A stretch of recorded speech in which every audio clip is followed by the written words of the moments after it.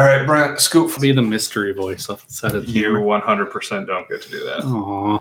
All right. So let's see. I swear. We lost sound. So I don't know where we're bumping it. Like, It's got to be you because I haven't done shit. yeah. You're not being blamed for this one. So now we might get a little reverb here because I'm going to see whether or not. All right. Oop.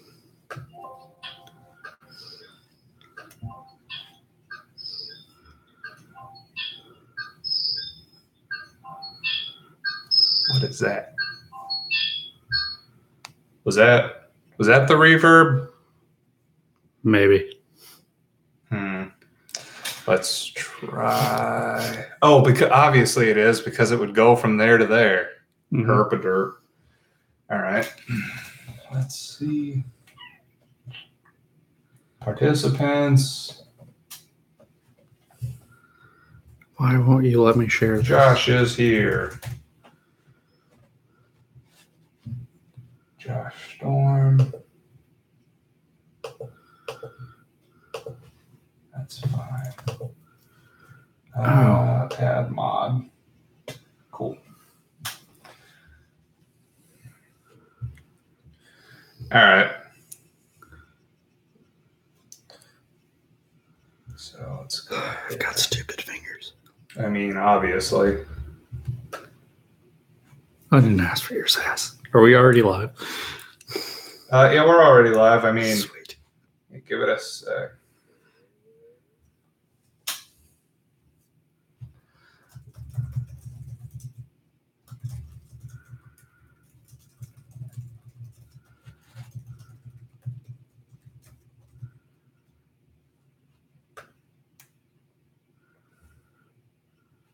All right. So let's see. You sharing it out, son? Yep. And nice. Close those. We're live. Couldn't even put in the. That's fine. So Audacity. Okay. Make sure we're recording from the Yeti. Yeti going out through the speakers. Cool. Did you tag Ethan? Boom.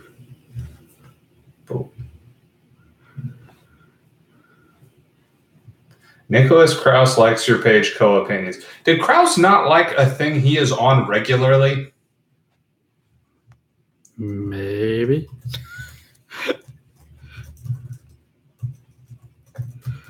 All right. All right. Shut down everything else. Boop. And boop.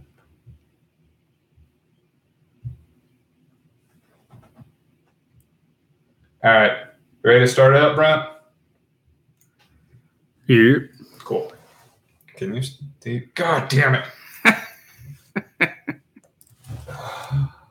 Yes, Brent, I know it's not you.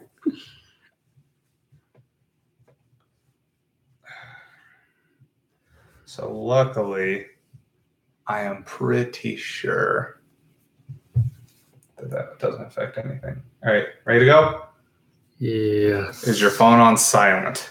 Yeah, my phone's always on silent. All right. These first 4 minutes of behind the scenes is truly engrossing. Hey, Ethan's here. What up, Ethan? Ethan! Can you hear us? We're doing a very complicated setup.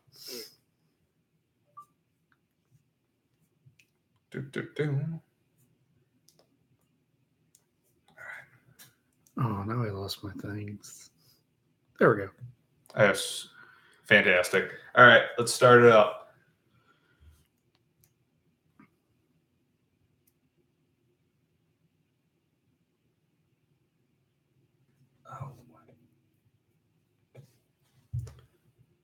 Welcome to Co-Opinions. My name is Josh, and today I have Brent with me. Yo. So today we're going to get right into the thick of it. E3 2018 just wrapped up, and it is going to be all about the conferences on this one. And we're attempting to do this live, so hopefully we'll get some feedback from viewers like you. So let's go ahead and do this in chronological order. The first conference that happened was EA. Now, I did not have high expectations of it, and from everything I can gather, all of the respondents to the E3 viewing participation, they weren't super impressed with EA. No. Brent, was there anything you were even looking forward to? Looking forward to? Yeah. I mean, so looking forward to, the only two things I got out of it were, of course, Star Wars things. They announced the Battlefront 2 Clone Wars DLC. How did you feel about that? Well, I really like the Clone Wars, so I'm excited for it. Also, I still feel like we really screwed up, and now we need to pander to the entire Star Wars audience, and that's what this feels like. But there was another Star Wars thing, wasn't there? There was, but we didn't get much out of it. Wasn't it introduced in a real weird way? Yeah, I watched it prior to us doing this because I did not see the EA conference. They sat there in the audience and talked to each other about it. Some kind of weird fireside chat thing. Right? Yeah. This is a TED Talk here. Yeah, weird. Yeah, Jedi Fallen Order. They just generally talked about it, right? Holiday 2019. All right. Is set in between Revenge of the Sith and A New Hope. Set closer to Revenge of the Sith. My understanding is you play as a Padawan who is on the run. It could be interesting. Well, I mean, they gave us essentially nothing about it, right? Not really. I mean, again, it's still, year and a half off at best. So when the next Star Wars movie comes. Well, I mean, we had no expectations of this. The only thing that really jumped out at me, the big thing, is they announced the game Unravel 2. That's the big thing that they jumped. Yes. We'll get there's some other things. Because it was a surprise to me. Yeah, Ethan, I have to agree on that one. Ethan writes in and says that it was an incredibly cringy moment, the Fallen Order. Yeah, I can't disagree with that. Yeah. There were two things that jumped out to me. The big one was they announced Unravel 2, and they released it the same day. That was a big surprise to me. The second one was they talked about Sea of Solitude, which is an adventure game. I'm interested in it, but I haven't seen enough to really curate my interest. Oh, don't worry, man. We're going to get to it. We'll get to it, Anthony. Trust me. So Sea of Solitude, is that like the Sea of Thieves thing? No, not even slightly. Okay. I did not look at this game, so. They also announced Command & Conquer Rivals, which is a mobile game. Hot diggity daffodil. Oh, yeah. I talked to a friend of ours about this, and then I talked to a friend of the show, Mark. And they announced a Command & Conquer game. It's mobile for what that's worth. Yeah, so I'm sure they glossed right over it. Well, you're glossing over Anthem. So that was the big thing at the end, but when they announced it last year, it just looked like it was going to be Destiny EA version. Oh, and that's exactly what it is. Right. So okay, so I showed this to a friend of ours, and I have not heard from friend of the show, Mark, about it yet. We only briefly talked about it. I'm not a dude who has played Destiny. I will not claim to, but I've seen my friends play enough Destiny, and holy crap. They might as well have just stolen the game files. Yeah, I can't speak to it. That's why I have no interest in it. Do you have anything else interesting about EA? They announced Battlefield 5, the Battle Royale mode. If any game needs a Battle Royale mode, I would say Battlefield is one of them. So I'm not going to give them a lot of sass about that. No, and I don't think I'm not giving them sass. There's no single player for... I don't think there's a story for Battlefield 5. Gotcha. Well, and they've shown recently that people playing those kind of games are doing the campaign less and less. See, I have people that would argue that one. That's fine, but that was the announcement. Well, EA says a lot of things that aren't actually true. Again, 2% approval rating for that's what I saw. Well, I was going to say Battlefield 5 is essentially going back to what they were before Battlefield 3. All right. So can we wrap up EA? Like, this is the one I do Yes, we'll get to about. Microsoft. Okay. Microsoft, shockingly impressive conference. I'm going to say that they were the most impressive conference. And I don't care about the Xbox One. I own it, but I don't really care about it. They knew exactly who their audience was because they opened with an announcement of a new Halo game. Notably, Halo Infinite is not Halo 6. They have gone on the record and said that. Yeah, all right. I would agree with viewer Ethan mentioned that he thought that Battlefield 5 is going to have some interesting untold stories. Battlefield 1 had that, so Battlefield 5, he believes will. Yeah. But moving on to Microsoft, they knew exactly what they were doing. They showed big first-party thing. People have been wanting a Halo game. People were talking about, we want to see Halo. And then, okay, you got... So we gonna start with Halo? We got it. It's how the conference started. Was it? Yes. Mm-hmm. Yeah, I was just about to say that, Anthony. Yeah, it's not Halo 6. It's a continuation, but not a continuation. That's so weird. It's still got Master Chief. Yeah, but it feels like they... we were talking to a friend of the show, Mike, our editor, Mike, beforehand. I got to agree with... It feels like they're doing it to kind of pander to the people who were upset about Master Chief not being a whole lot in the last one. And he's upset there's going to be stuff in it that... hope I'm getting what he said right. That's just gonna be like they gloss over and be like, "Hey, this stuff happened in a comic," and they throw that in later. Strange. I'm intrigued, but I'm intrigued also how they continue a story where they kind of left the previous one on a cliffhanger and not finish it off. I don't know. Editor Mike said that it wasn't enough of a cliffhanger. I guess, yeah. Yeah. And I apologize. I'm not deep into the Halo, so I can't contribute a lot to this, but I know people are excited. I've still not played Halo 5, which is I haven't played any Halo after the third one. Yes, we know that. Yeah. Anyways, the next game they talked about was Ori Will of the Wisps. Now, I got to say, I'm stoked for an Ori 2 because I love Ori, but I wanted a release date. I know it's going to be beautiful. I know it's going to play great, but I want a release date. 2019 is not a release date. That is a calendar year. Man, you know how many games said 2019 at that this year? Yeah. Well, and when we get to it, that's why I think Nintendo did very well at this conference, but I'm getting way ahead of ourselves. The Ori trailer, if you haven't beaten the first one, has some huge spoilers for the first one. But you wouldn't know it's a spoiler unless you played the first one. Did not watch the Ori trailer. I just saw that. So pretty. I should probably still play the first one. I have it with my Xbox. It's amazing.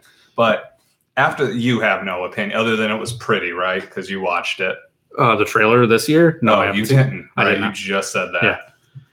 Anyways, after that, they talked about the new From Software game. Sorry. Sekiro Shadows Die Twice. Basically looks like if Dark Souls was a ninja game. I'm not going to play it because I'm tired of getting destroyed in their games. Right now I'm struggling through the game Neo. I might be done playing these kind of games. It's just not super... Now, it looks beautiful. Looks like it'll play well, and I'm curious what the hook is. Would you... Okay, so I saw someone post something about a t-shirt about Dark Souls just today, where it said that people give these games a break by saying that they're good because they're hard, but their controls just suck. Would you agree with that, or would you say that's...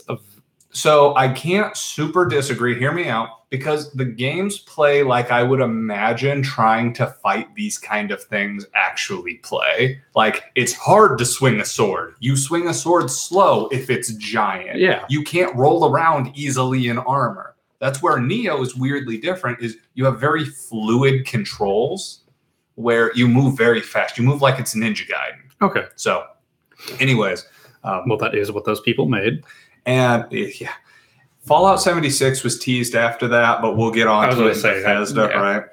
They also talked about the Awesome Adventures of Captain Spirit, which is a free adventure type game set in the what is that? The one where you can change time, go back and forth. Life is Strange. It's set in the Life is Strange universe, which I think is interesting because it was free. I think it's already out. They're trying to flesh out the world. This is something. Did you find it interesting the number of other studios that were like, these games are free today or out today? I thought that was awesome. We're going to get to Fallout. Don't worry. We're going to get to Fallout. And the next thing that came up was they said Crackdown 3 is coming out 2019. This was a big deal when it was announced because they pushed it back. Now, to their credit, they figured out how to make that game look more interesting. It's basically, what if we made Terry Crews a superhero? Yeah. I mean, well, now that's Deadpool too, but whatever. I'm actually. I wanted to say spoilers there, but I kept myself from doing it. I'm kind of interested in Crackdown 3 again now. I'm interested. I don't know if I could spend full price. Well, so they kind of took it the Saints Row route, where now it was already ridiculous. I was now gonna say, it's super ridiculous. It wasn't already. The first two did not feel like they were serious in the slightest. Well, in this one, from the trailer, you're going to be fighting a person riding a giant robot snake. So, right? Yeah. Okay. So I'm actually somewhat interested in this now. They were pretty sparse on some of the important details. Like when the game came out, they mentioned that it was going to need to be online to have the big destructibility. They sure didn't mention that at all. So, I didn't catch that part. I thought it was interesting, the destructibility. I'm like, that's new. You have to be attached to the cloud to be able to do that. Yeah. Well, that's what they said originally. They haven't said anything about that since then. Lame. There were some other small announcements. Nier Automata is getting released on the Xbox One X. Shiny, blah, blah, blah. Metro Exodus, I'm sure a friend of the show, Jake, is super stoked about that. I think I have one of them. I should play them. I got the first one for free on Steam. Yeah, I'm never going to play it. They showed the Kingdom Hearts 3 trailer. They were technically the first person at E3 to show that, but it got released before all the conferences started. So the release date wasn't out of that one. Yeah. Well, and we'll get to taking the steam out of it. The next thing that was shown was Sea of Thieves. Now, they did for this what I thought they should have done when it was announced. They showed what's coming next. They showed new content. They needed to show that when the game was launched, because when it came out, from my understanding, I haven't played it. When it came out, there wasn't a ton of content. So people just kind of got to the end real fast and ran out of stuff to do. I'm not tricking myself. Sea of Thieves is Ubisoft, right? Sea of Thieves is Rare. Okay. That was the pirate MMO. Okay. Yeah. I'm thinking of the one that Ubisoft did. You're thinking of Skull and Bones, I believe. We'll be getting to that later. We'll get to it. So I guess they talked about Battlefield 5 at the Microsoft conference. I was going through a patchy area of service. I had to go to a family dinner during this, and I'm sitting there on my phone just watching. And they're like, "Josh, what are you doing nowadays?" Watching my phone. So they also talked about Forza Horizon 4. I know we have some friends who would be interested in it. There are some friends. We are not the two. We are not them. And I thought it looks gorgeous. I just don't care about it. I'm not big into racing. And there was also a bunch of talk about how the different seasons affected the different racing. Interesting. Like, don't get me wrong. They put a lot into it. I'm just not a racer. Yeah, I wish we had a friend of the show, Mark, is into these games. So. Yeah, I'm sure somebody will have an opinion here. But they also announced that We Happy Few, the game that's gone through somewhat of a tumultuous development. Well, because it was a Kickstarter game originally, I believe. And the premise seemed really interesting, but the execution was not well communicated. Where it was more of a roguelike where you're trying to escape from an area, they made it seem like the dystopian environment was going to play way more into the narrative, like there was going to be a real strong story emphasis. And the original beta version, as it's been in early release for 2 years at this point, not particularly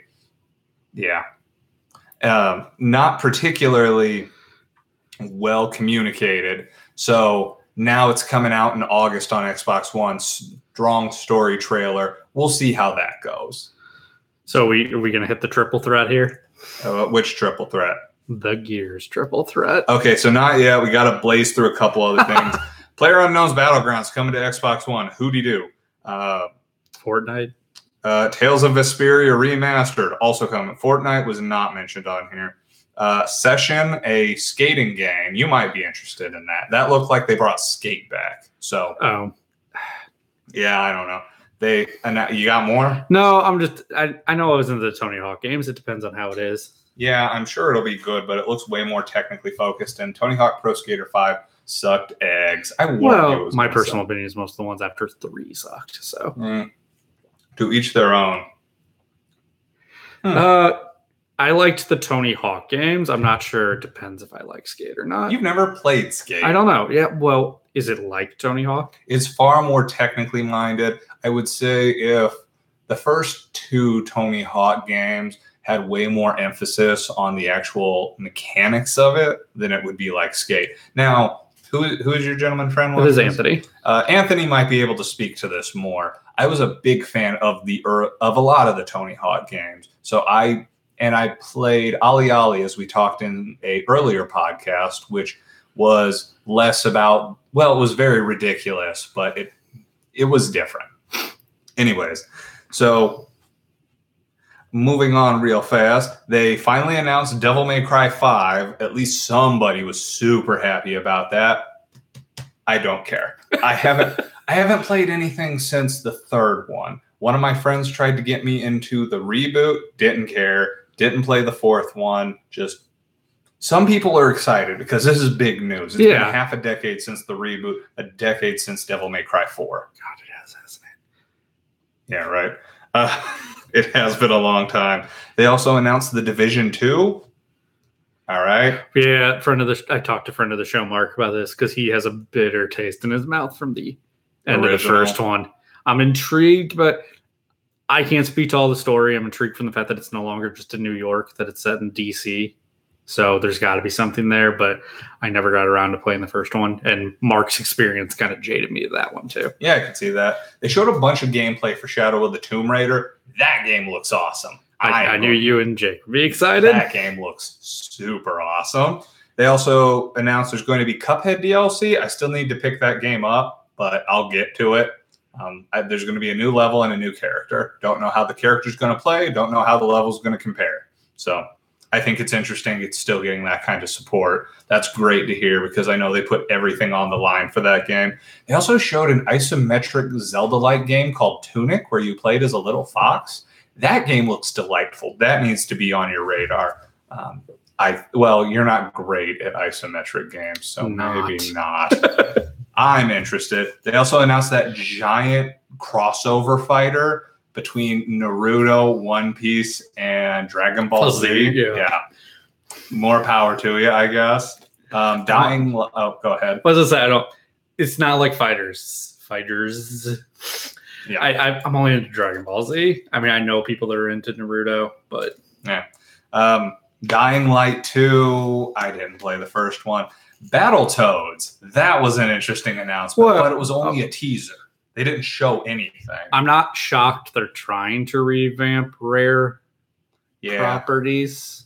But at the same time, I got to say, a complaint I'm hearing about this Battletoads teaser, they're like, oh, what do you mean it's only 3-player co-op? That's how many Battletoads there are. Well, what if they added a 4th one? It's a 30-year-old franchise. You can't just go add new Battletoads. It's not like the Teenage Mutant Ninja Turtles just add new turtles every time they rebooted. So I have no problem with it. I've heard this is a sacred franchise. You cannot ruin the continuity of Battletoads. That's right. Because now I can call GameStop and be like, do you have Battletoads? And they'll be like, yes.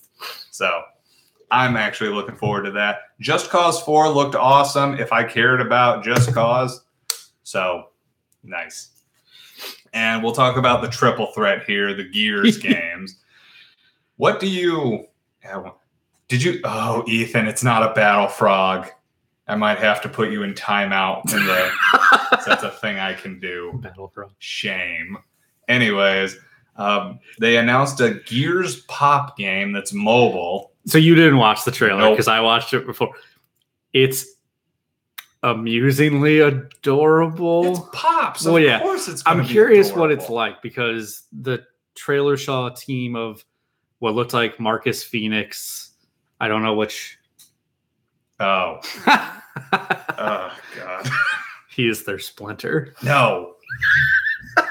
Finish up the thing. It's Marcus Phoenix, Locust, and I don't know who the female was in the trailer. Possibly the one from the new game, but I can't remember what her name she was is. in 4 too, but yeah. Katja? Maybe? I don't remember. Go ahead. But it looked like an adorable shooter where you're running around as pop people. And they don't make real dialogue. They just make Grunting sounds? Well, no, wait. The Locust, when he shot his gun, yelled "boom." Nice. So it's a boomer. So Gears Tactics looks like a game you would have loved in high school. Yeah, but it's for PC, which is where I would want that at. Right. When they announced Tactics, I'm like, so we looked at other franchises and we're like, we made an RTS for Halo, and Final Fantasy made Tactics games, so we need to expand on the Gears franchise to have more first-party games. I guess. But Gears 5, shocking they talked about it. And it's not shocking. But I wasn't shocked. I was. That was sass. I know. Pure sarcasm. Well, you were like, I don't think it'll be here. I didn't say that. I said Gears 5 would be there. We talked about earlier in the year. You're like, I don't think that they'll be talking about Gears 5 this year. Well, yeah, right. I'm still not surprised they did. It's been long. Right. After Walmart leaked everything. Yeah, after they gave it up. No, I'm going to buy it. I'm going to play it. I think it's interesting you don't have the same main character. JD is not the same. So that's kind of... Also, JD now looks older than his dad. How weird is that? Yeah, the Bender doesn't ages gracefully. Right. 4 was better than I gave it credit for at the time. I mean, it's still Gears, but yeah, we'll play the 5th one. I'm curious where it's going. And they ended it on a very, I'm going to say, bold note. They showed a trailer for Cyberpunk 2077, the new game from CD Projekt Red. And it looks awesome if I was into that kind of game. I'm not, but I'm sure it'll be super awesome to the people who do like that kind of game. It is a first-person sci-fi RPG. I mean, more power to them. It looks rad. I'm just not into that kind of game. Nah. So I think Microsoft did awesome because not only they really seem to have taken stock of where they are and where they want to be. They addressed both first and third party content. They didn't try to puff themselves up too much. They really tried to show that they were committed to strong gaming and not beating the competitors. Like, they were humble and they delivered. Like, they were good this time around. I'll give them better than last year. Yeah, they've really been trying to retool it since they announced that. We did miss. They talked about a AI upgrade for something about improvement to AI. I saw an upgrade thing that they talked about. I have no idea. I'd have to find it. Okay, but yeah, they talked about some kind of AI upgrade to software to make the enemies better. Oh, more power to them. Yeah. So we're going to have to start to make this a little snappier because we're taking a lot of time. It is E3, so it'll run a little longer, but we're 2 conferences in out of 6 conferences, and it's been 25 minutes. So, and we have, I'm including some of the smaller ones. So Bethesda was the next conference. This was my second favorite conference of the entire E3, but I'm also a huge fan of these properties. So I think that they need to be careful, though, and I'll explain why at the end. So they started by showing Rage 2, which was supposed to be their big out-the-gate surprise, and they throw some amazing shade on Walmart. Yeah. The game that was announced by Walmart Canada, best known for their low prices and their inability to keep a secret. I thought that was pretty fantastic. I don't care about Rage 2. I'm glad that whoever wanted it. I think of all the things they mentioned, it's the least I cared about. Really? More than Elder Scrolls Legends or Elder Scroll Online? True. Okay. True. But I'm also not an Elder Scrolls guy. They're valid. And the next one I thought was pretty fantastic because I had predicted it as an outside bet was... I don't know. Ethan, you'll have to give us a little more clarity. I'm not sure what specifically you're referring to there. But anyways, the next game I actually called an outside bet a few episodes ago, the Doom sequel. Yeah. I'm like, well, we both thought that was coming. We knew it was going to come, but we didn't know specifically when it was going to come. Oh, Rage 2. Oh. Yeah, they should have done that. They really should have done that. But that was a unique Rage 2 approach when they announced the collector's edition in the game. Oh, yeah. So they showed us nothing Doom. They did not. gameplay-wise, I'm excited. but Well, 2019. Yeah, we'll see what happens there. Oh, yeah. Yeah, we'll get to that. Yeah. We'll get to the Skyrim joke that was done masterfully. They stole our joke. They did. So Quake Champions was talked about, whatever. Prey's doing really well. It's getting DLC, more power to it. Shocking. Wolfenstein news. Yeah, I still want to check that out. The Wolfenstein's interesting. That they're coming out with a sequel co-op game next year based in the 80s. So it's a sequel to the second one. You play as BJ Blazkowicz's twin daughters. I don't know. I am intrigued. But I'm intrigued, but I still need to play the other ones. Yes, I think I said to Mark that I'm like, yeah, I gotta catch up. So, anyways, I think it was about this point they made the Skyrim joke where they went in. They said Skyrim very special edition where you can play on Alexa, which you can play on Alexa. Yes, the next day they made it available for free, which was just a bold move. And then they continued the joke and they said you could play it on a Motorola pager and a smart fridge. And Brent texted me while this was going on. He's like, dude, they stole our joke. And the episode that we recorded today. Sorry. The episode that went up 2 episodes ago at this, we said that exact joke, Samsung smart fridge. Yeah. So they officially killed it, and they made good on why they killed it later in the conference. But next they talked about Fallout 76. Now, this game made a big impression on Brent. Brent, I'll talk about the specifics. It is an online-focused Fallout game. Now, they've said it can be played offline, but I'm dubious as to how well it will play offline. Well, they said there's no NPCs. Yeah. That's a big deal. So how do you play offline if there's no NPCs? The reason I was attracted to it was because I've been interested in the Fallout games. I should really play. I know you've tried to get me to play Fallout 3, New Vegas. I know Anthony here will say he's tried to get me to play Fallout 4. Nah. And I told him everyone I know likes a different one. So New Vegas is my favorite. And Aaron likes all of them. Yeah, but that's Aaron. So anyways. And the fact that this is a prequel set before all of them, shortly after, 20 years after the new games. It's after Reclamation Day, which is it 20 years? I know 20-something years after. Yeah, I know you're one of the first people that come out of the vaults after the Fallout is supposed to have subsided enough for you to take back the Wasteland. And because you guys like Fallout, I figured it'd be an interesting game that we could play cooperatively. And I think there's a lot of really interesting ideas in it. Like the fact that you can go around and collect nuclear launch codes to launch nukes. I did see a meme where someone's like, Fallout 3, find your son. Fallout 3, find your father, I think it is. 3 is find your father. 4 is find your son. Ethan says it's not offline per se. It's just you don't have a team up. Interesting. We'll see how that pans out. We'll get more details. But it's coming out crazy soon. Yeah. It's coming out in November. Yeah. So, but they did the exact same thing with Fallout 4 too. But, they did. They did.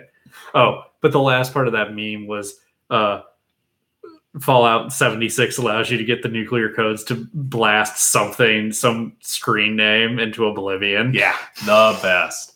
So I thought that it was a clever bit of self-referential humor that they said that they're going to quick on it.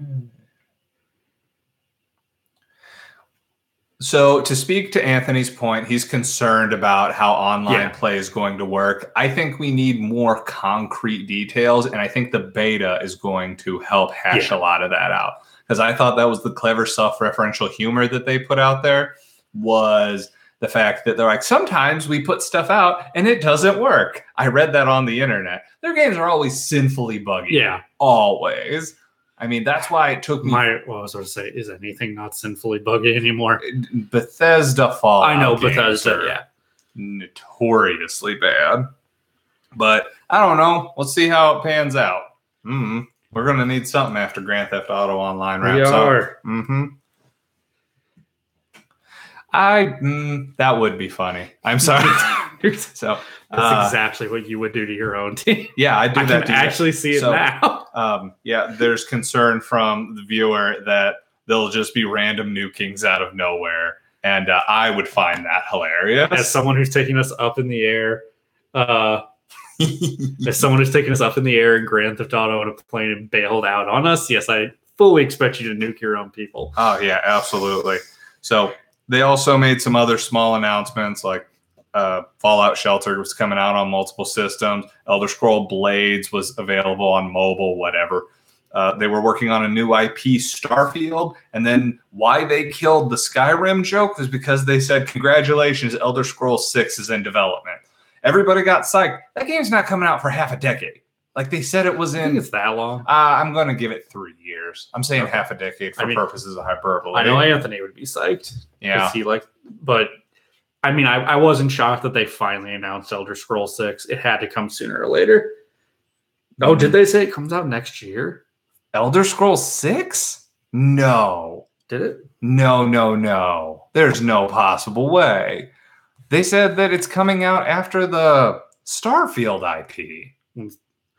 I wish we would have gotten more concrete on the Starfield IP. I'm intrigued. And that's why I don't think it's coming out for at least 3 years, is because they didn't tell us anything but a name for the Starfield IP. So I'm glad they're starting something new, but anyways. The best. Well, I'd be curious if Elder Scrolls and Starfield both came out next year. The fact that we saw literally nothing about Elder Scrolls, and we saw we didn't even see a cinematic trailer for Elder Scrolls. We at least saw one of those for Doom Eternal. So that is my concern, that it won't be out for a few years. So are you finding anything to back up a 2019 release date for Elder Scrolls 6? I'm trying to. Okay. We'll loop back around if we can find anything. In the meantime, I'm going to talk about some other smaller conferences. Devolver Digital had a conference, and what they have to say for like release next year? So, Anthony, well, pull a Fallout 4. Pull a Fallout 4. Or they don't show the real trailer until like 3 months before they launch it. You mean like they did with 76? Well, that too, yeah. Okay. About to say. So, I don't know. I'm curious where it's going. But Devolver Digital also had a conference. And more than anything, the big thing to take away from the Devolver Digital conference was their localizing Metal Wolf Chaos XD, which was a game where you play as the president of the United States, except you pilot a mech to save America, and you're saving America from the vice president who tries to usurp you and destroy America from space. So, yeah, I'm also getting the they don't want to say when they're releasing it. Todd Howard said they would be foolish to say when they would be releasing Elder Scrolls. There's no way it's next year. I will come back and personally say I was wrong if they say Elder Scrolls 6 is coming out next year. I just cannot see it happening. But yeah, Devolver Digital, it was a small thing. It was an attempt to be self-referential. It went a little too hard in the paint for me, so whatever. Square Enix had a what's up? Square Enix. You want to talk about Square Enix? No, yeah, well, continue. So their conference was cool, I guess. I mean, it was a digital event first and foremost. Viewer Ethan, contributor to the show Ethan, brought up that it was an online showcase. They just stitched it all together. There were 3 announcements from the Square Enix trailer. Shadow of the Tomb Raider, not new. Final Fantasy XIV, that was new. It was a new patch that had a lot of FF12 content in it. I'm curious to see how that pans out. Fans of that game probably super stoked for it. I don't know. They also announced cross. I thought you liked 12. I don't play 14 though. Okay. I'm reading into this wrong. Yeah, you're reading it backwards. They also announced a crossover with Monster Hunter World. I mean, they've crossed over with many things. Okay. So, and Again, Awesome Adventures of Captain Spirit, because that's Square Enix. Dragon Quest XI, they showed officially for the first time, but the release date got announced a while back. For people who like Dragon Quest, this trailer was supposedly awesome. And honestly, it looked pretty cool, but I don't play Japanese RPGs like that. So I'm super excited for whoever wants to play it, but it ain't me, it ain't you. They did announce a new game from Platinum, Babylon's Fall. Did you see the trailer for that? I did not. That was rad. It shows first this huge history spanning thing, and then a giant knight comes out with a sword. And oh yeah, we'll circle back around to that. Oh, we haven't even got there yet. Okay. So a huge knight guy comes out with a sword. Then you see a bunch of like tendrils attached to his arm, and a much smaller knight rips his arms off with the tendril and then cuts him in half with his own sword arm. It's from Platinum Games. Okay, yeah, all right. The people who made Bayonetta. Like, okay, I can see that. I'm to the Switch. Probably not, but who knows? And then they talked about Nier Automata, Octopath Traveler, Just Cause 4, whatever. We've heard about those in different conferences. And The Quiet Man, which had the weirdest announcement trailer. Some emo dude walking through the street. He comes up to some thugs. The thugs intimidate him, and he holds his finger up to his lips, and then there's some generic third-person brawling for about 15 seconds. That's how they announced The Quiet Man. I don't know what it is other than I thought they were like maybe going to reboot God Hand in a weird, gritty way. You never played that. I did not. It's an over-the-top brawler. There was not enough for this to be considered an announcement for me. They also brought up Kingdom Hearts 3. There was a little additional content. Yeah, I have to agree with Ethan about The Quiet Man. Like, I thought it was going to be a new Infamous game or something, which doesn't make any sense because that is Sucker Punch. I believe that's Sucker Punch. So I had no idea. Maybe it was a new prototype game? I don't know, but it wasn't. It was just some weird dude with weird hair beating people. God, when was the last prototype game? Before that company went out of business. Yeah, I was about to say. Yeah, that was a while ago. 2011? Yeah. So Kingdom Hearts 3, they showed some more footage. I got to say, I'm going to buy it because I'm committed to seeing this to the end. But, man, at the same time, I read an article where they asked if this was going to be the end of his story. And he wouldn't say anything. Yeah, I saw that. So it was an okay quote unquote conference, but they didn't bring any sizzle, if you ask me, which isn't necessarily the worst thing in the world. But I felt like if they would have just held out on if their conference would have come first, they would have had a lot of impressive stuff. Yeah, instead of giving their stuff to Microsoft and showing it first and etc. Like it wasn't there. So more power to them, I guess. But Limited Run Games technically had a conference, and all I'm going to say is that they're releasing a lot of independent games physically. Nobody, if you care about this, go check it out. I personally am not a huge fan of buying a digital game physically over a year after it came out.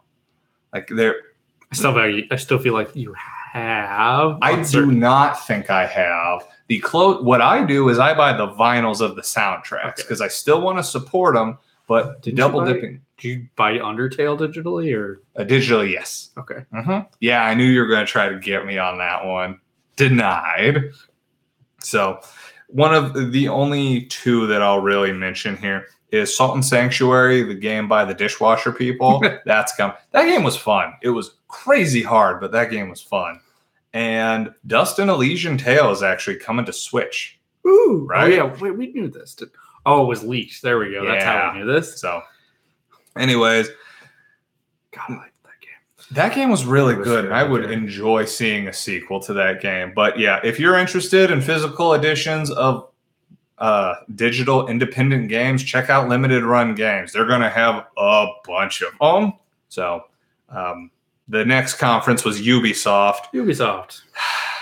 Do you want to take this one? Because I cannot get stoked about most of this. The only thing, near the beginning, there was Beyond Good and Evil 2. They actually showed some cinematic trailer. I know people are somewhat stoked for that. I didn't play the original, so I can't speak to it. And at the end, they did Assassin's Creed Odyssey.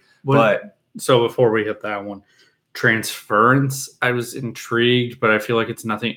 Is it for VR? Am I wrong in this? So I started watching the conference. I'll be honest with you here. I missed it, so I can't. I started watching it, and when it started up into the Rainbow Six Siege talk, like, God, I do not care. God, I don't care. So I stopped watching it because I knew the only thing they would have for me is Assassin's Creed Odyssey near the end. So Transference was it borderline. It's that game with Elijah Wood that he helped. No, Elijah Wood? Yeah. So not the fact that Beyond Good and Evil 2 is putting music in it with Joseph Gordon-Levitt. Huh.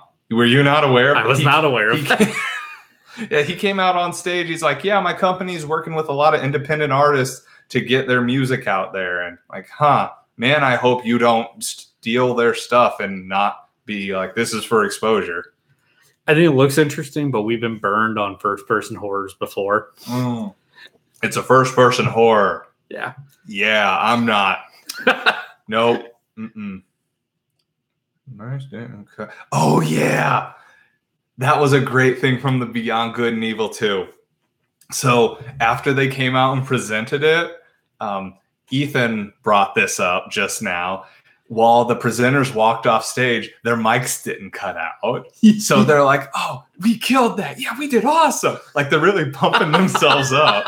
And I'm just giggling. I'm like, nothing else in this conference will top them pepping themselves up. I'm just glad they didn't cut out. And this is one of those things you guys will get live because this will all get edited out. Be like, those motherfucking cocksuckers didn't appreciate our goddamn work.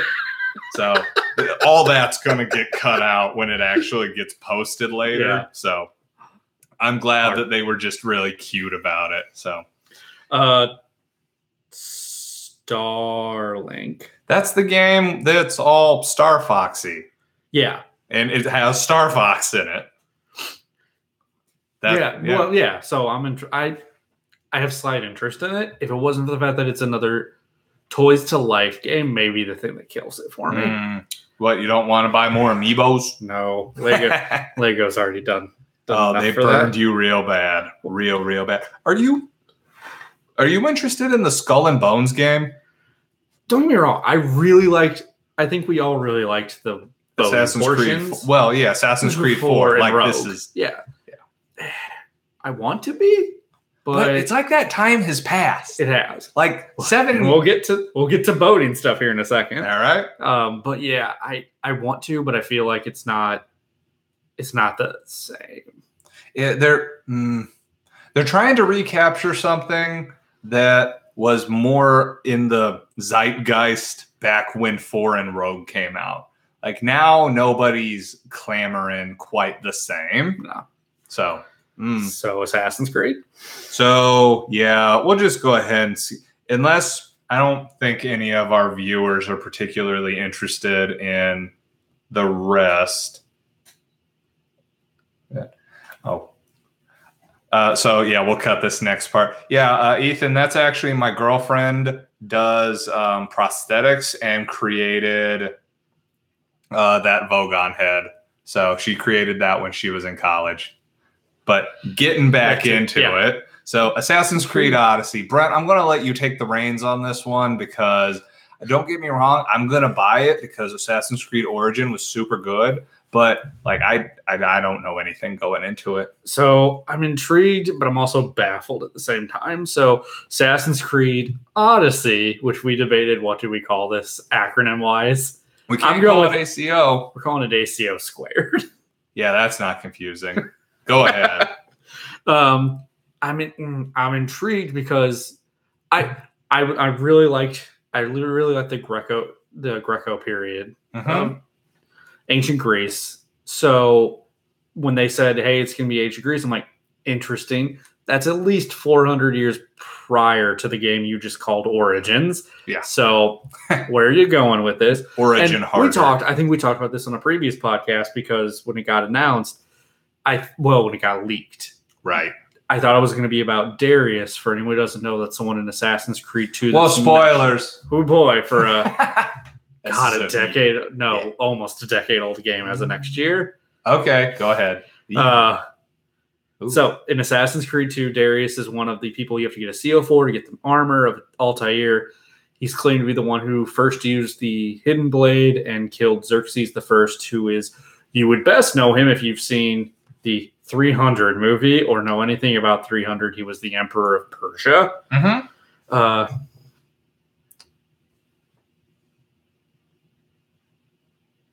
See, I think it is. So to Anthony's point where he said he doesn't know if it's going to be modern day stuff.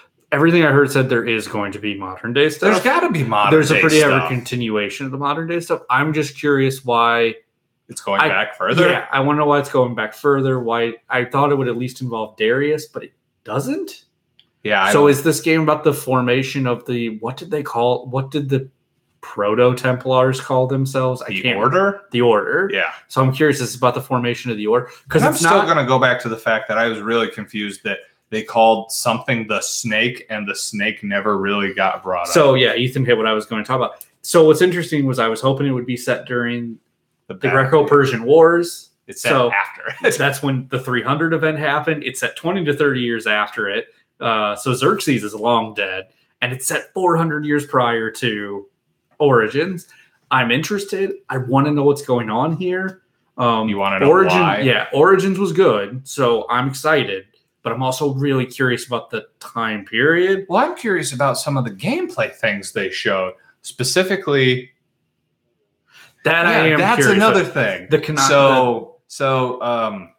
Anthony brings up the point about the canonicity of these characters, right? Yeah, the gender, because they have the same storylines. Yeah.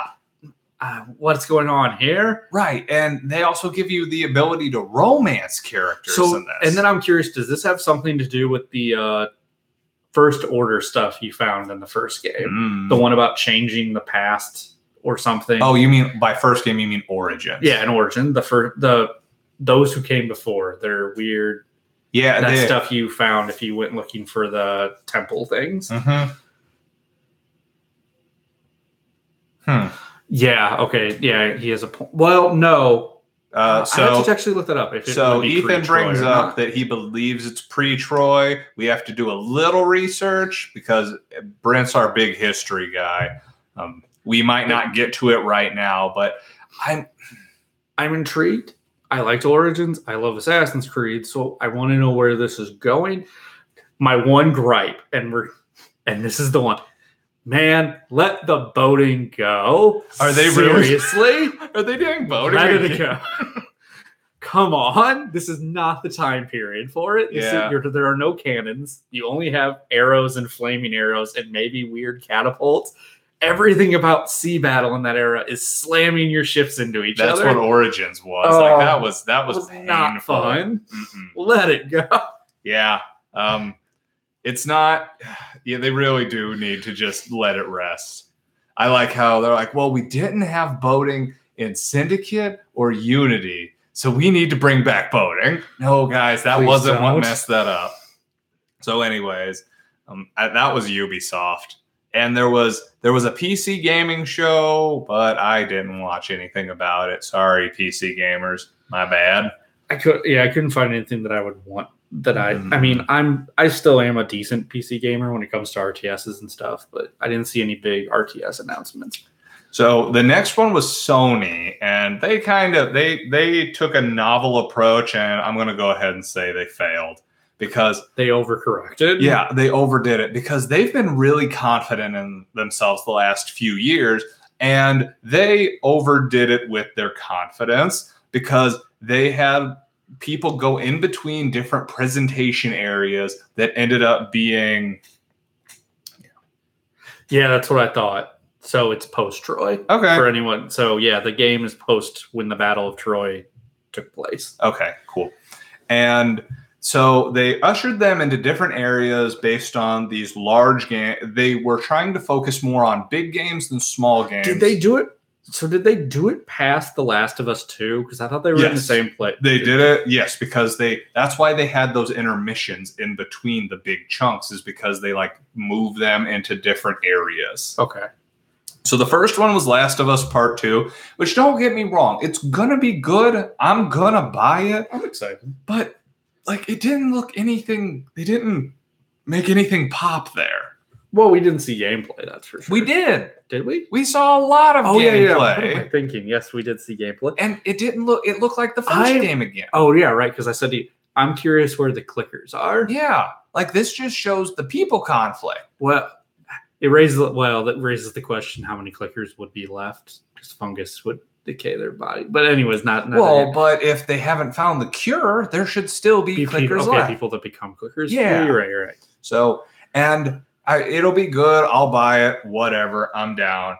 I still need to play the DLC of the first one. You do, because that really gives you more context to Ellie's journey through self-discovery. I've seen people point out in the trailer that after it cuts away from them dancing, she's wearing her bracelet. Oh, from the DLC? Or that what Ellie, bracelet? so when they're dancing, the one girl, I can't remember what her name is, the one she met in the DLC, I suppose. No. It's not the same girl? No. I can't remember, Anthony, if you've played The Last of Us, the first one. I have. I know you have. But anyways, they showed a clip where the girl has the bracelet on, and then when it cuts to the gameplay scenes, when she's stabbing someone, Ellie has on that girl's bracelet. Interesting. Yeah. Fascinating. But I don't know. Like, I'm gonna play it, but I'm not as pumped as I thought I would be. But I kind of had that idea going into it. Okay, yeah, you did. I'm sorry, Anthony. I do remember. But yes, I would agree with viewer Ethan's point on this. They did kiss for a really long time. And I'm like, okay, so this is also probably going to get cut. I'm like, guys, I'm watching this in the car going home. I can't masturbate right now. Like, come on. Be a little more considerate. But anyways, I really hope he cuts that. You know he won't. He's going to, because otherwise I have to cut it, and then it looks way worse. Anyways, after that first... is that what we got? We got something else, but I don't remember what came after The Last of Us 2. Well, that was Ghost of Tsushima. Okay. Which to me was the highlight, because Ghost of Tsushima looks rad. So you play as a samurai back in feudal Japan, and I don't know what your goal is, but you wander the countryside as a samurai, and the fighting system looks more like a fighter than a brawler. Like, I think it looks really interesting. And that's a good question. I am curious about. So we'll circle back to that here in a second. Okay.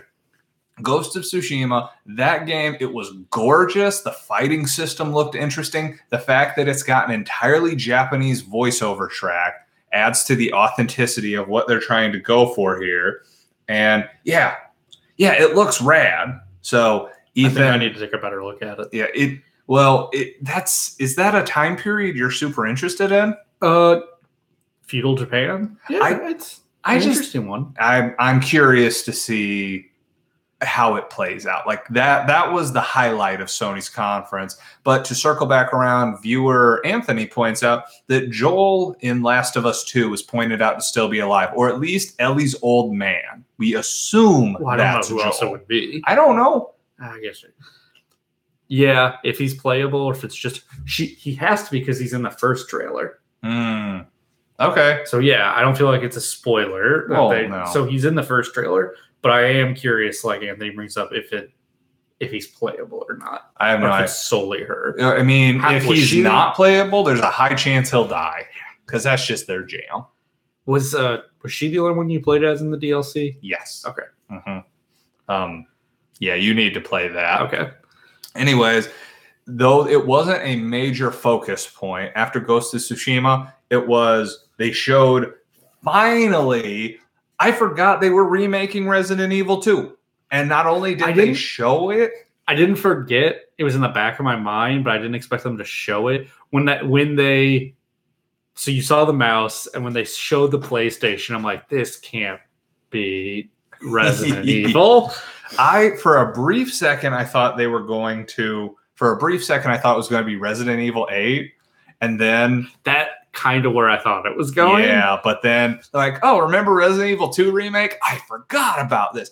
And they gave us a release date. Rad. January 25th. Yep. So that's sweet. I'm going to buy that game. It's more than just a reskin or a remaster. Yeah, like that's shocking. Oh, well, they said that's what it would have to be when they announced it. So I guess this is close to like when they remade the first one. When they remade the first one for the GameCube. Yeah. So when they redid it for the PS4, they just made it shinier. Yeah. So this is more like when they remade it, except they rebuilt it. This jump from PlayStation 1 to GameCube was significantly less jarring than PS1 to PS4. Yeah. Well, that's like... Yes. God, it's well over 15 years. It is well over 15 years.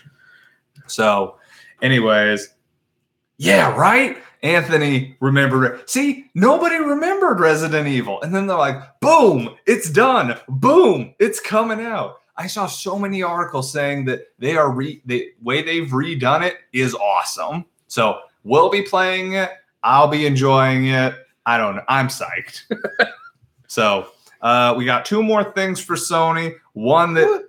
At least 3? Well, first, Death Stranding. So we won't bury the lead here. Death Stranding and Spider-Man were the 2 I had. What's the third one? The Trover. Oh, yeah. Trover Saves the World or something. Yeah. Oh. Yeah, that was interesting. So we'll get to that. Anyways, so they showed Death Stranding, which appears to be walking around. Sometimes a robot follows you. I believe I told you, I said to Mark, I was like, so you're a glorified delivery boy? Yeah. You walk around, a robot follows you. I still don't know what this game is. I have a loose understanding. Sometimes 2 robots follow you, and occasionally you use a baby strobe light to fail to get away from tentacle people. Who look like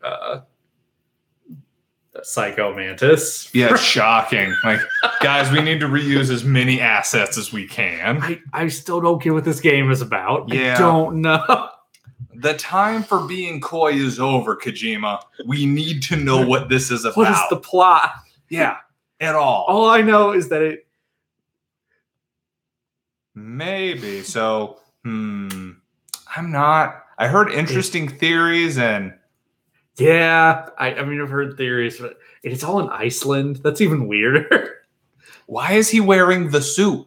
I don't know. Like, I don't know anything. And, like, I am not a Kojima fanboy, so all this puttering around, this is not doing it for me.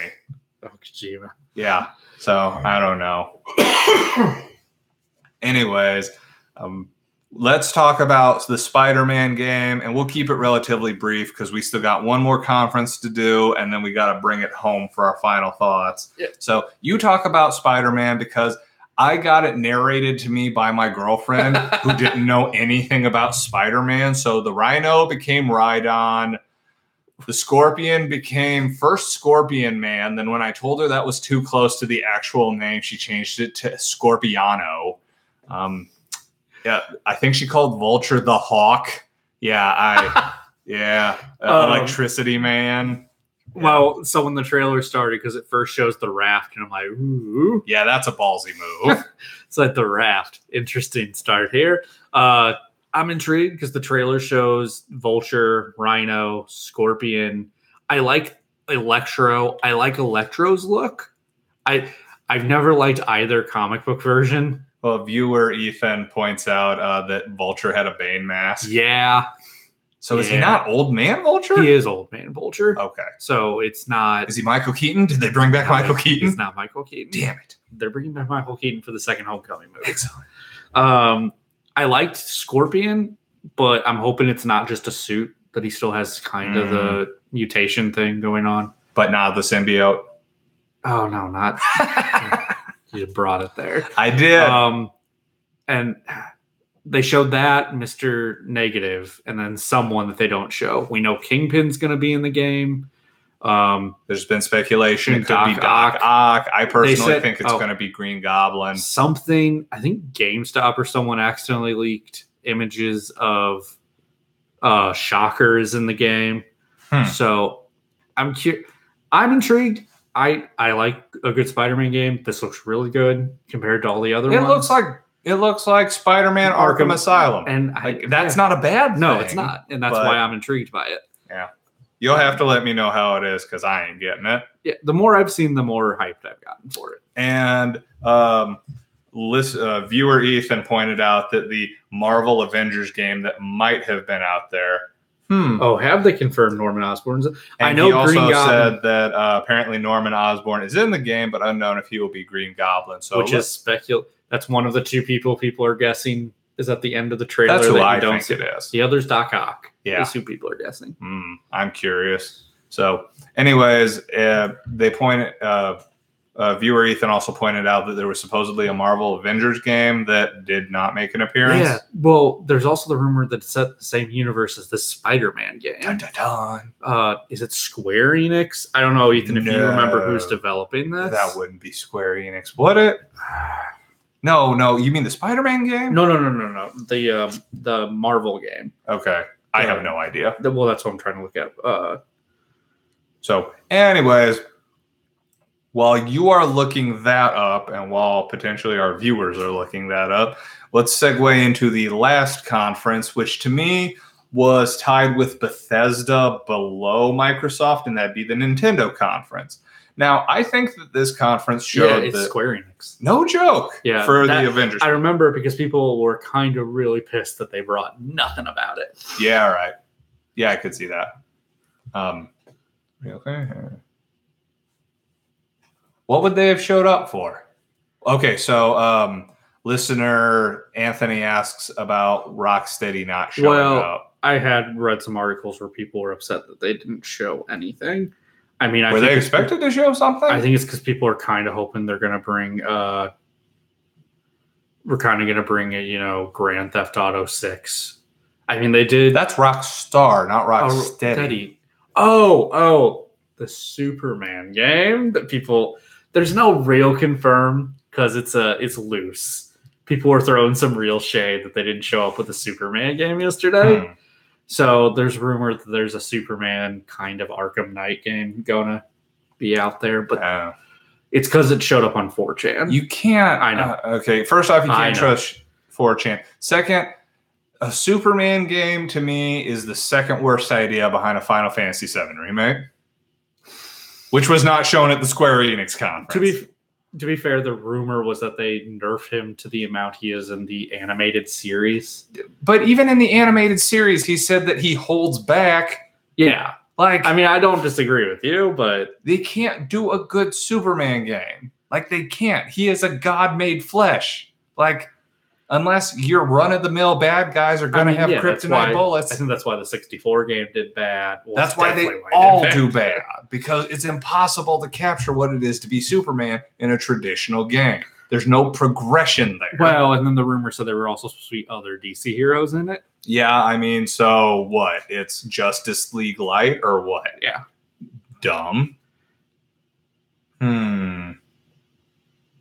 I can actually get with that. A Flash game would be a better idea. So, yes, viewer Ethan brings up Flash game would be a better idea because then they can go back in time and unmake the DC universe. Burn. Paji. Apparently, viewer Anthony says Rocksteady has apologized for not showing up. So that's hilarious, at least to me. Anyways, are you ready to move on to Nintendo? Yep. Cool. So Nintendo, I believe this showed they got their groove back, and because they opened up not with one of an established franchise, they opened up with a game called Daemon X Machina, which is a butt rock mech fighting game with destructible environments. It looks cool for people who would like it. I think you might enjoy it a lot. You need to watch the trailer. Okay. I do not care. Yeah, I definitely missed the opening. I only saw a little bit before I had to leave. Well, and from there, they showed Xenoblade Chronicles 2 DLC, which I guess that game is doing well enough to warrant DLC. I haven't played it, just too Japanese for me. Chris, contributor, friend of the show, Chris, he had to bail out. And I remember when he was trying to get people to convince him to keep playing it, one of the comments was, it gets better after about 40 hours. Bitch, I have beaten 3 games in 40 hours. Like, I could have played the entire catalog of Supergiant games, maybe twice. And you say it gets better at 40 hours? That's ridiculous. No, not doing it. Anyways, they also showed more about Pokemon Let's Go.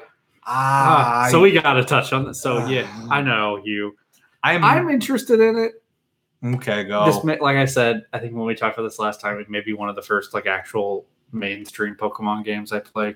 Even though it is based on the 1994 Pokemon game, or whenever Yellow came out. Yeah. 97 maybe. However, we 2000. Definitely got to touch on the Pokeball Plus. Jesus Christ. Is this because Carol wants to get one? She's going to get one. So in defense of the Pokeball, so we're getting ahead of ourselves. Pokemon Let's Go was announced with a peripheral that allowed you to use like a little, we'll get to that, viewer Anthony. The Pokemon Go Plus was, I'm sorry, Ethan. I'm sorry. I'm reading this off of two separate things. I apologize. It was announced with a Pokemon Go peripheral that basically served as one of your Joy-Cons. That's how I can be okay with the $50 price tag. It's basically a Joy-Con. I'm getting flashbacks of the Wiimote incidences where they would slam it in. Like I believe I told you earlier, I just have this vision of someone with their Switch out on the go, and they're like, "I'm going to catch you," and they chuck it straight into their Switch screen. And here's my question about it: is what do you orient the Pokemon Go, whatever, the Pokeball Plus thing? Do you do it towards your TV, toward the Switch? It's a good question. Where? It's a really good question. Does it show like you like? I don't know, and I don't know the economy of this game. So you don't fight Pokemon. So you don't fight them in the wild? How do you level up? If you just fight trainers, how are you going to level up enough to beat the higher level trainers? Do you fight them multiple times? Do you have to grind on trainers? And if you don't fight trainers multiple times, the economy is going to be way different because you need money to buy Pokeballs. You're going to use a lot of Pokeballs because you catch them like Pokemon Go. Yeah. You're going to go through a bajillion of these things. My belief is, based on Nintendo, we're probably going to get one more direct where they explain everything. I'm sure that I heard that they're still really hashing out the details of this. So we'll see how that pans out. And the fact that you can get a Mew by buying the Pokeball Plus. Is that like for sure that the Mew is in there? Oh my God, that pisses me off. God. Now I don't want to continue on with that. Ugh, Christ. Anyways, so that's a thing. They also announced Super Mario Party. Yeah. Coming out in October. I was shocked we got a Mario Party this soon. I was thinking next year. I want it to be better. Like they went back to the way you wanted them to play it as. They did go. They got rid of the cart thing that everybody rides around on. They've gone back to single player, single individual characters. They've also introduced the idea of using multiple Switches to play the games together in a unique way. So that was something. I want it to be good. We'll see how it works out. Viewer Ethan brings up the fact that there was no Metroid Prime 4. I didn't think we did. Prior to recording this podcast, Brent and I had talked about this, and I believe the only reason they showed us Metroid Prime 4 last year was because they needed to make sure everybody was all in on this. Nintendo never does a teaser like we saw Metroid Prime 4 as a teaser. They never say this game is in development. They wanted people to be absolutely on the hook. It surprised me 0%. We saw nothing about Metroid Prime 4. It surprised me more we saw nothing about Yoshi. But after playing the Kirby game, I'm not particularly surprised because the Kirby game felt a little rushed. I think that Kirby is their franchise they can play fast and loose with. Kirby puts out some strange games sometimes. Yoshi, they need that to be a little better because Yoshi's New Island on the 3DS was not good. Yoshi's Woolly World was a delight. They need more Woolly Worlds, less Yoshi's New Island or whatever it was. That game wasn't great. But Super Mario Party, we're going to buy it. Yeah. That's all there is to it. They also announced a new Fire Emblem game. If we were into Fire Emblem, that game would be rad. That game looks super cool. Yeah. I would recommend you look into that. I'll look into it. So interesting that they're bringing a. Have there been other Fire Emblems on actual consoles before? Lots. Have there? Okay. Mm-hmm. There were some on GameCube, some on Wii. I'm just used to them all being portable. All the ones I know Wii U had the Fire Emblem Heroes game. Oh, yeah. Curious when we're going to get the Fire Emblem Warriors game. Oh, that's what I meant. Because that's what the 2 Fire Emblem amiibo I have. Oh, right. Yeah. And then they remade, that was on 3DS, so never mind. They also said, no, you go first. I was going to say, we got a lot of third-party announcements. We did, and that's actually where I was about to go with this. Fortnite Battle Royale coming to the Switch. Who cares? Downloadable immediately. Since it was announced, downloaded 2 million times. Yeah. That's insane. Plus crossplay, so you can play you can play against people who are playing on PC or Xbox. But not PlayStation. PlayStation's their hubris is gonna get them sooner rather than later. Go. Mm-hmm. And Overcooked 2. Oh, yeah. I am excited for that. I thought you weren't a fan of the first one. No, I was. I played it with Kraus, and because we communicate well and also don't sleep together, it worked fine. Because my girlfriend asked me, she's like, how come we didn't play this game? I go, because I love you and don't want our relationship to end because of it. It is very easy to get angry at people in Overcooked. And because me and Kraus hang out for about 6 to 8 hours a month, it's just one of those things you can let it go if it doesn't do well. Meanwhile, I have to sleep next to my girlfriend, so not gonna run that risk. I'm not. Nope. But it comes out really soon. Comes out August 7th. They also announced the arcade darling Killer Queen is coming to consoles. We've seen that game before. You might not know it. It's a huge console, like 10 people can play. And fascinating.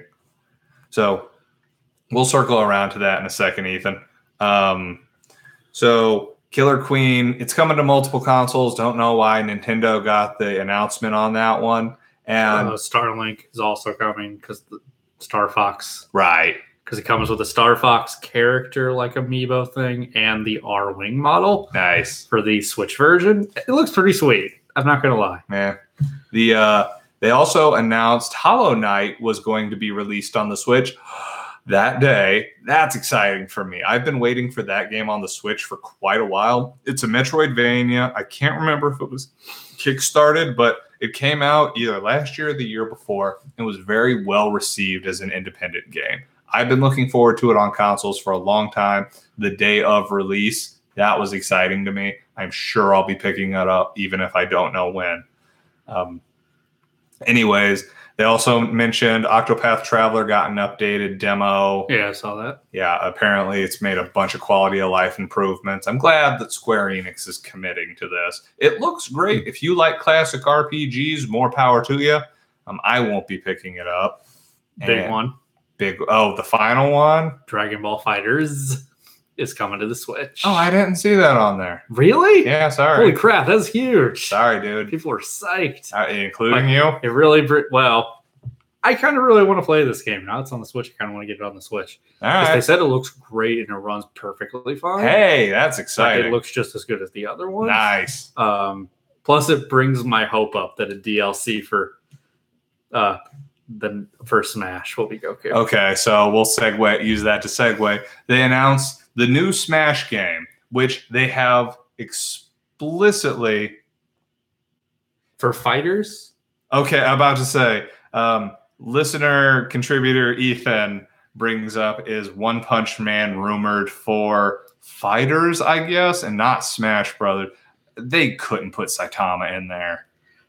In fighters? They couldn't put him in there. Okay. Like his whole shtick is he defeats people in one punch. It brings me right back to the Dragon Ball Z abridged Cell thing where you just keep punching him and exploding. No, that was Kenshiro from Fist of the North Star, which reminds me, we'll get to it near the end. Nick Krause sends his regards about this episode that we're recording right now. I'll bring it up at the end. Okay. Anyways, so yeah, they could not put Saitama in fighters or anything. They couldn't. Like, it would ruin his shtick. I guess, Yeah. So they announced Super Smash Bros. Ultimate. Now, they have gone on record and said Ultimate is a new game from the ground up, but they're putting everybody. Oh my God, I'm so excited. They have confirmed 68 playable characters. From 30 different properties? Yeah, from an insane amount of properties. They said this is a world-breaking crossover? Yeah, so that it is insane. And it will include, and they've rebalanced a ton of stuff, like the final smashes are faster. They've changed a lot of the technical aspects. A guy I know who plays Smash semi-professionally started gushing to me about all the changes they've made. It's really impressive.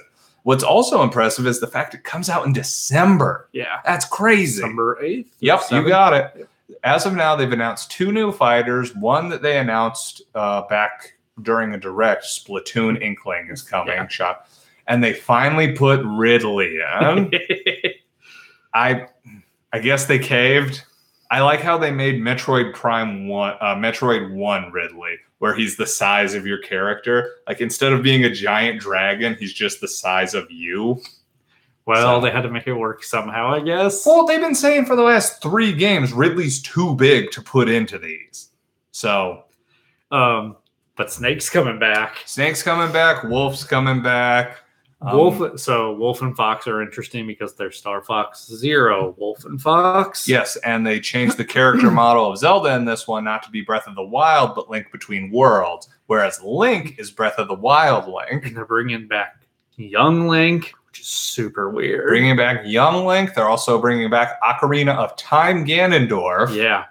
So just a lot of interesting decisions. So what we've been curious about is what this means for the amiibo situation, because we have a Ganondorf Twilight Princess Smash, but not a Ganondorf Ocarina Smash. Yep. We have a Twilight Princess Zelda for Smash, but not a Link Between Worlds. We have a Twilight Princess Link. We have a Twilight Princess. We also have a Breath of the Wild Zelda Link, but not a Breath of the Wild Smash Link. Yeah.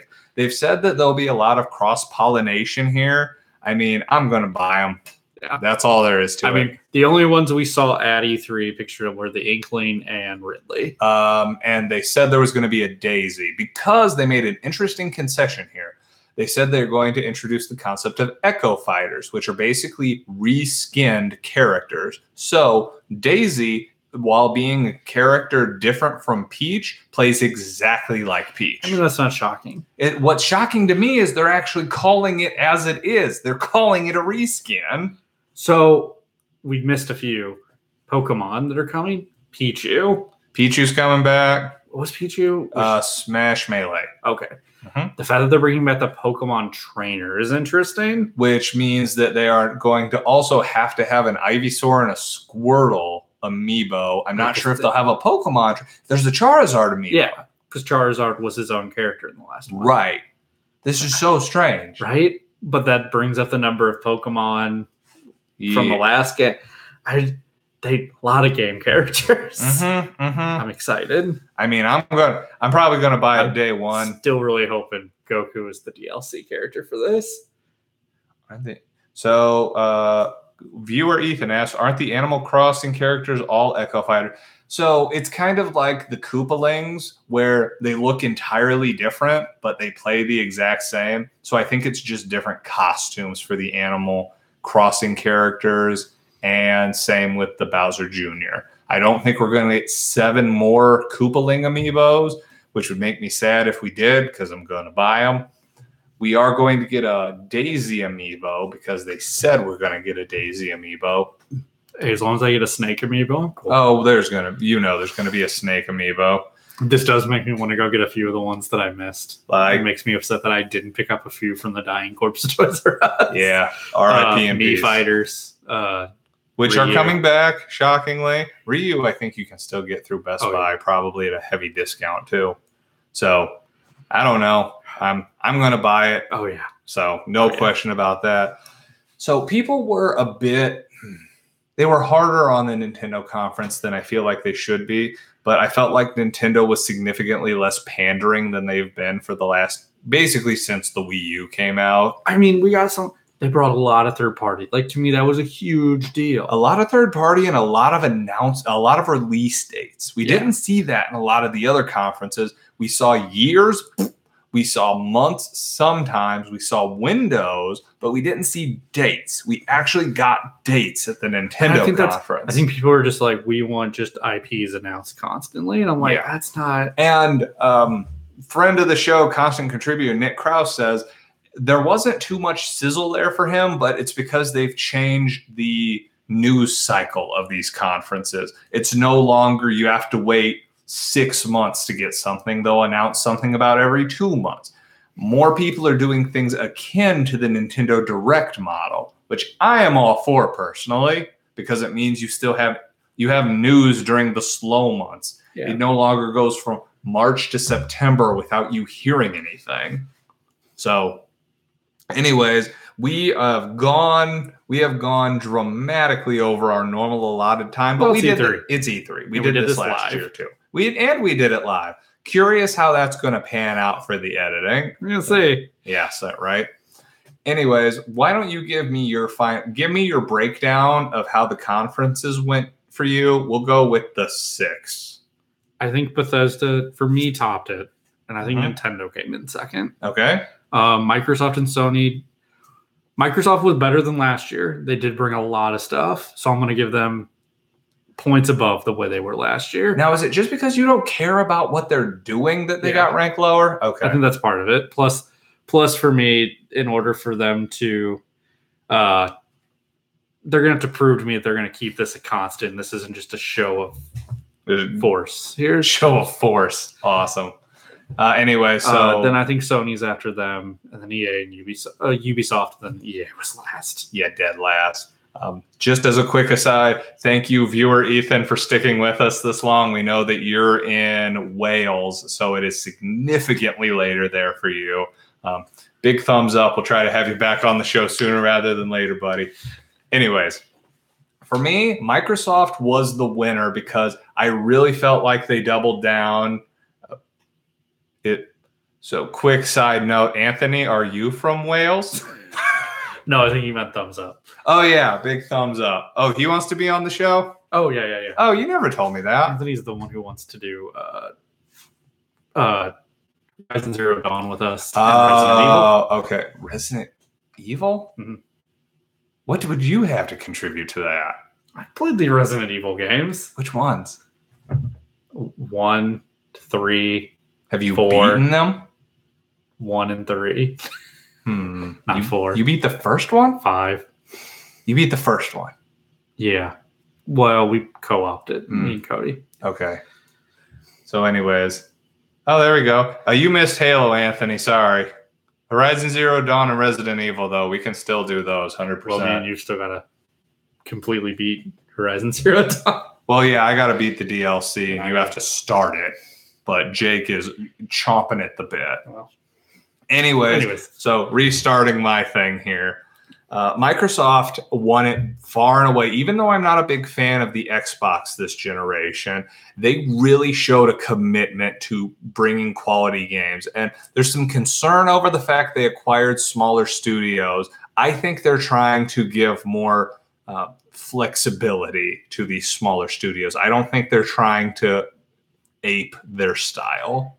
I need to see past the first year of them owning them. We'll see how it pans out, but I think they've had to take a big old slice of humble pie the last few years. Number 2, it's between Nintendo and Bethesda because I think Nintendo had more at their conference, but Bethesda had concentrated what I wanted at their conference. So I'd say Bethesda came in second because Doom sequel, rad, new Fallout, that I can play online and don't care about the fact that I have to play online. Rad. Wolfenstein news, super rad. I'm into it. The Nintendo conference, I liked it. I see what they were doing. It wasn't the best. It was exactly what they said it would be. So I'm not going to fault them for that. And Sony tried something new and they failed. That's all there is to it.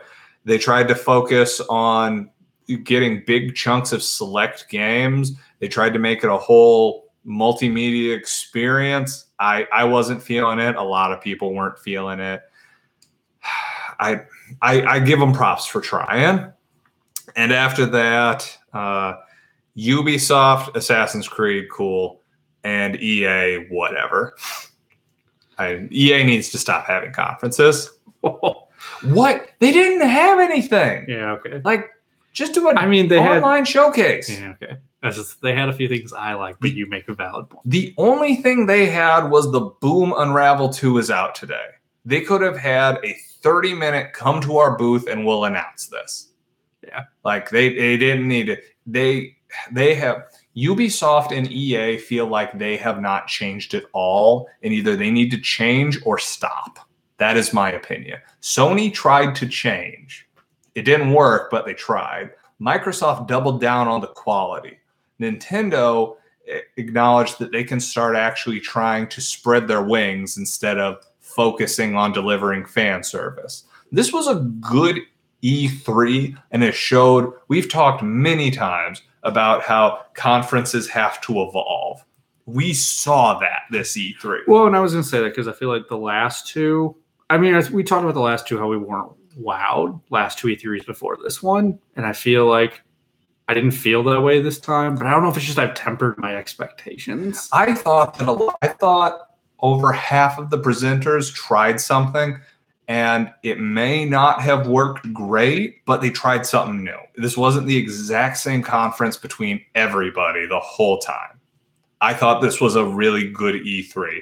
Now, that being said, when I asked Krause if he wanted to come on, he said, only thing I got is Sega announced they were localizing Fist of the North Star. Oh, we also missed for Nintendo, Mega Man 11. That's not just Nintendo. I know, but that's it was Capcom. big that it was coming to the Switch. Yes. So, Capcom had Mega Man 11, but that release date got leaked a while back. That was a big thing. Sega had some announcements.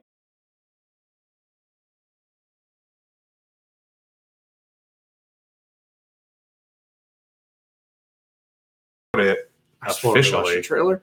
It was interesting, but oh yeah, viewer Ethan brings up Oxoff, but it really seemed like everybody was trying this year, with the exception of EA and Ubisoft. Guys, try harder. Look at Microsoft. Microsoft did good. Yeah, I feel Ubisoft tried. They just failed really horribly, and EA just hangs on to the same things. Yeah, unfortunately. Anyways, anything else, Brent? No, I think we can wrap this year's E3 up. Let's go ahead and wrap this up. Everybody who tuned in live, thank you very much. It was always a delight. So let us know what you thought about this year's E3. Did we dramatically misrepresent one of the conferences? Is there something that we should have touched on? There's not a lot of announcements after the conferences, but there's always a little something. Tell us what you really liked, what you really hated. Are you more excited for the Tokyo Game Show? Let us know. But until next time, my name is Josh, and this is Co-Opinions. All right, so we came in at an hour and a half. So we're still live. Yeah, let's see. Anthony and Ethan, thank you tremendously for being on basically the whole time. Ethan, we'll figure out something we can have you on before too long. We are going on a break after we're recording a 2-year retro on Pokemon Go next Friday, and then this is going on hiatus for like 2 months. We're in a sweat box here. Yeah, we are. So during the summer, we can't really record up here. And I'm trying to pull together some ideas over the break. So we're going to see how that pans out. And Horizon Zero Dawn should be in the fall. It should be, Brent. I need to play the DLC too. Mass Effect. Yeah, you'll wrap that up soon. So maybe we'll figure out a time to get Anthony on here. We'll see. And this room that I'll have cleaned up the room this is in, because this is a train wreck in here. It's everybody's unpacked box room. Everybody has one in their house. least for the first 5 years. Anyways, all right. Anyways, thanks again, guys. We'll catch you later.